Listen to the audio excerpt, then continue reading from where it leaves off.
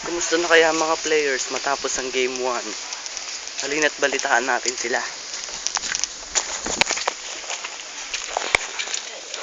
Kevin Dura, anong sekreto mo sa pagkapanalo mo? Pagkapanalo namin nung game 1, proper hygiene, konsentrasyon sa laro, sa tamang training. Yun lang naman para manalo sa isang laro. Halina't puntahan naman natin si Lebron James.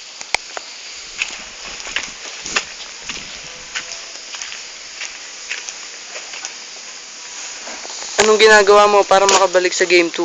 Eto, nangangalakal ako. Para meron akong pamasahe, pabalik ng game 2. Ayan, ang mga players.